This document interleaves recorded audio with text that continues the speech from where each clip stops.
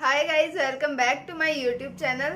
हमने गुर्जर प्रतिहार वंश कंप्लीट कर लिया था। आज हम एक नया राजवंश लेके चलते हैं जो है मेवाड़ राजवंश।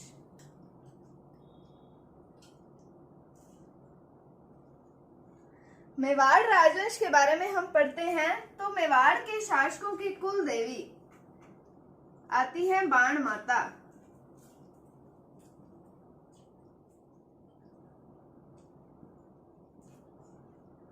मेवाड़ के जो शासक हैं वो स्वयं को एकलिंगनाथ जी के दीवान मानते हैं। क्या मानते हैं? एकलिंगनाथ जी के दीवान। कि इनकी कुल देवी कौन है? बाण माता। ये प्रश्न भी कई बार एग्जाम्स में पूछा जाता है कि मेवाड़ के शासकों की कुल देवी कौन है, तो वो बाण माता है और ये स्वयं को एकलिंगनाथ जी के दीवान मानते हैं। उसके बाद में मेवाड़ पढ़ते हैं हम। मेवाड़ में एक आता है मुणोत नैन्सी।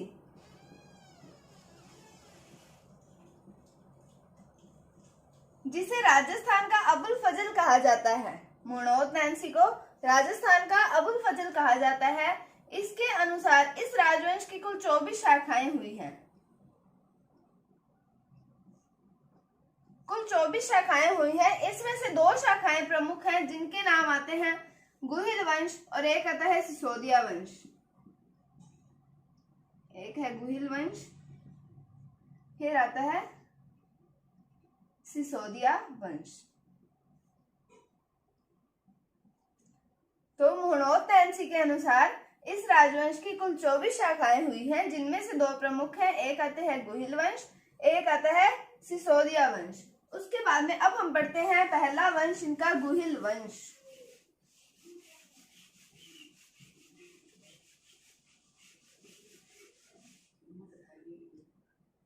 हम पढ़ते हैं गुहिल वंश। गुहिल वंश में हम सबसे पहले इनकी उत्पत्ति के स्रोत पढ़ते हैं।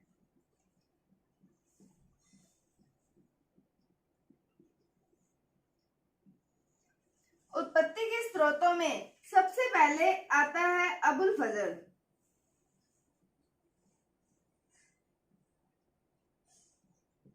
अबुल फजल के अनुसार जो एक ईरान का शासक आता है नौशेखा। नौशेखा कहाँ का शासक है? ईरान का शासक है। और इस नौशेखा का पुत्र आता है नौशेजाद।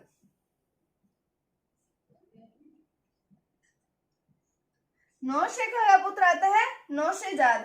इन दोनों की आपसी अनबन के कारण नौशेजाद जो होता है ये चला जाता है गुजरात वाले क्षेत्र में। गुजरात वाले क्षेत्र में। और जो गुहिल वंश है उन्हें इन्हीं का वंशज माना जाता है। मतलब जो गुहिल वंश है उसे नौशेखा का वंशज माना जाता है। ये कहा था अबुल फजल ने। उसके बाद में दूसरा आता है कर्नल जेम्स टोड।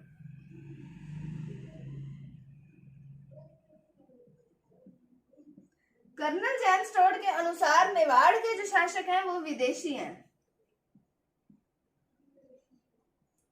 मेवाड़ के शासक विदेशी हैं। उसके बाद में तीसरा आता है एक जैन ग्रंथ आता है जिसका नाम आता है शत्रुंजय महात्म्य।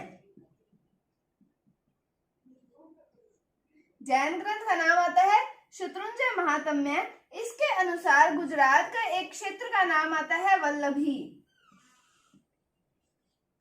और इस वल्लभी की राजधानी आती है आनंदपुर। ये जो वल्लभी है यहाँ का शासक आता है शीलादित्य और इसकी पत्नी आती है पुष्पावती। और शीलादित्य और पुष्पावती का पुत्र आता है गुहिल। तो इस जैन ग्रंथ शत्रुंजय महात्म्य के अनुसार ये गुहिल जो है ये आगे जाकर 566 ईस्वी में गुहिल वंश की स्थापना करता है। तो ये जो मतलब इसका उत्पत्ति का एक स्रोत जो है, इस स्रोत को मुणोत नैन्सी भी सही मानते हैं। ये क्या आता है? जैन ग्रंथ आता है शत्रुंजय महात्म्य। इसके अनुसार गुजरात का एक क्षेत्र है वल्लभी नाम का क्षेत्र है, जिसकी राजधानी आती है आनंदपुर, और यहाँ आता है शीलादित्य नामक शासक होता है। इसकी पत्नी का नाम होता है पुष्पावती, और इन दोनों का जो पुत्र होता है वो होता है गुहिल, और ये 566 ईस्वी में गुहिल वंश की स्थापना करता है। तो ये थे गुहिल वंश की उत्पत्ति के स्रोत। की अबुल फजल के अनुसार ईरान का शासक आता है नौशेखा, नौशेखा का पुत्र होता है नौशेजाद।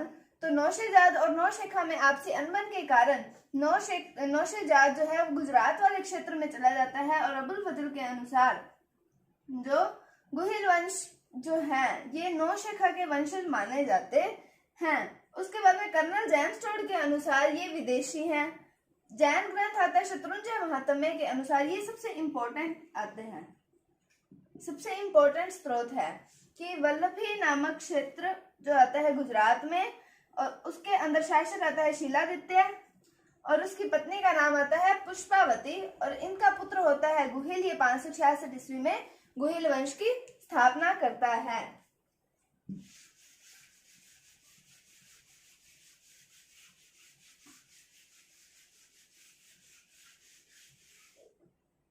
ये उत्पत्ति के स्रोत हो गए। उसके बाद देखते हैं हम गुहिल। पहला शासक देखते हैं गुहिल, जिसका नाम गुहिलादित्य भी आता है। गुहिल या गुहिलादित्य, ये 566 ईस्वी में गुहिल वंश की स्थापना करता है।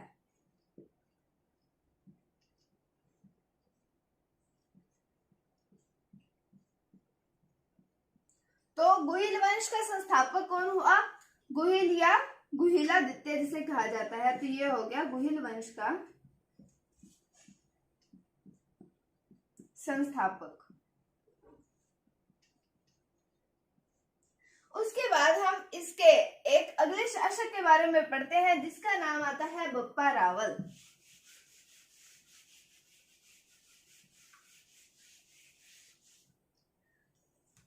अब हम पढ़ते हैं बप्पा रावल के बारे में, जिनका वास्तविक नाम आता है काल भोज।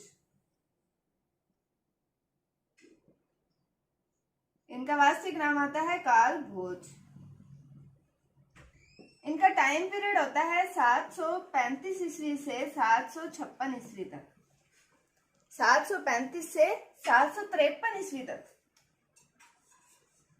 735 से 753 ईस्वी तक बप्पा रावल काल भोज।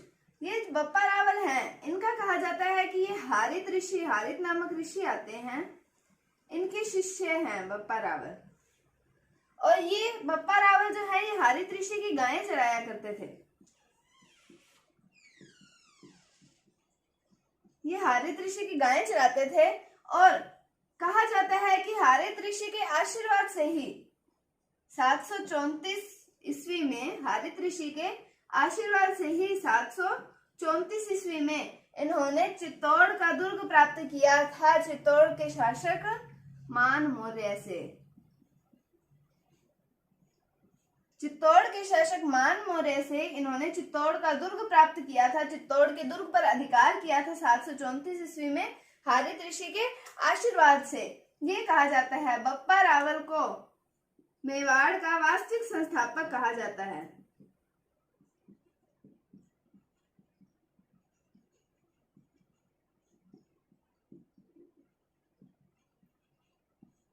इन्हें मेवाड़ का उद्धारक कहा जाता है।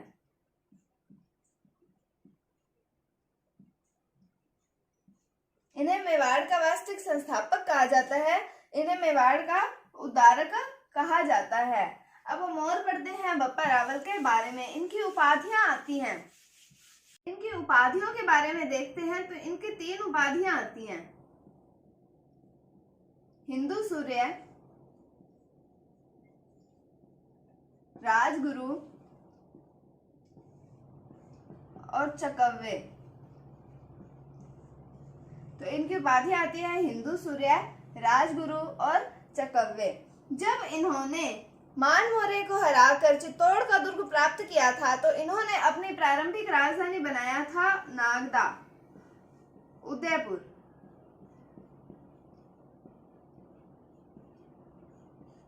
नागदा उदयपुर को इन्होंने अपनी राजधानी बनाया था। एक जगह आती है कैलाशपुरी, नागदा में ही एक जगह आती है कैलाशपुरी। यहाँ पर इन्होंने एकलिंगनाथ जी का मंदिर बनवाया था।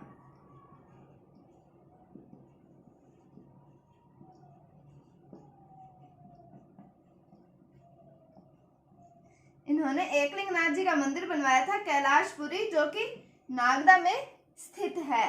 उसके बाद में आता है कि इन्होंने सिक्के, सोने के सिक्के चलाए थे, सोने के सिक्के प्रचलित किए थे। इन्होंने सोने के सिक्के प्रचलित किए थे। कई बार एग्जाम्स में ये प्रश्न पूछा जाता है कि मेवाड़ में मुद्रा प्रणाली का प्रचलन किनके काल में हुआ था? तो वो बप्पा रावल के काल में हुआ था, क्योंकि इन्होंने सोने के सिक्के प्रचलित किए थे। तो मुद्रा प्रणाली का प्रचलन बप्पा रावल के काल में ही हुआ था। फिर बप्पा रावल की मृत्यु भी नागदा में ही होती है और कैलाशपुरी में इनका बना हुआ है, स्मारक बना हुआ है या इनका समाधि स्थल बना हुआ है, जिसे बप्पा रावल के नाम से ही जाना जाता है। जो बप्पा रावल के नाम से फेमस है ये बहुत जगह। और ये बहुत इंपॉर्टेंट क्वेश्चन है कि मुद्रा प्रणाली का प्रचलन किसके काल में हुआ था? तो वो बप्पा रावल के काल में हुआ था। मेवाड़ वंश एक ऐसा वंश है जिसने एक ही स्थान पर सबसे लंबे समय तक शासन किया था। तो ये था बप्पा रावल के बारे में। अब कल हम मेवाड़ वंश को कंटिन्यू करेंगे। तब तक अगर आपको वीडियो थोड़ी सी भी अच्छी लगी है तो आप इसे लाइक कीजिए, शेयर कीजिए, चैनल को सब्सक्राइब जरूर कीजिए। Thank you, thanks for watching, bye bye.